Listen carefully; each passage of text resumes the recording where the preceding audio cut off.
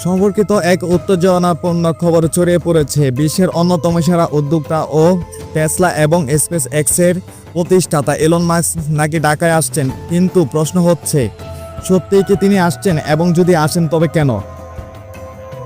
Elon মাস্কের নাম শুনলে আমাদের মনে পড়ে টেসলা বৈদ্যুতিক গাড়ি, স্পেস এক্সের রকেট আরও তার দুঃসাহসিক পরিকল্পনার কথা। কিন্তু বাংলাদেশে তার সফরের কারণ কি হতে পারে?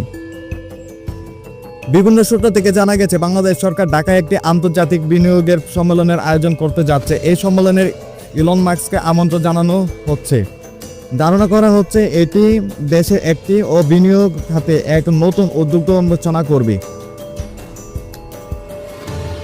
বিশেষজ্ঞরা মনে করছেন ইলন মাস্কের মতো বিশ্ব নেতার সফর বাংলাদেশের প্রযুক্তি ক্ষেত্রে বিষয়ক আগ্রহ বাড়াতে সাহায্য করবে, বিশেষত সোলার এনার্জি, ইলেকট্রিক্যাল এবং স্পেস টেকনোলজির মতো ক্ষেত্রগুলোতে। তাহলে কি আমরা সত্যি ঢাকায় এলন মাস্ককে দেখতে পাবো? সময় তা বলে দেবে। এটি নিশ্চিত তার সফর হলে বাংলাদেশের জন্য একটি বড় মাইলফলক হয়ে দাঁড়াবে। আপনার মতামত আমাদের জানাতে ভুলবেন না। ভিডিওটি পছন্দ হলে লাইক, শেয়ার এবং সাবস্ক্রাইব করুন এবং পরবর্তী আপডেট পেতে আমাদের সাথেই থাকুন।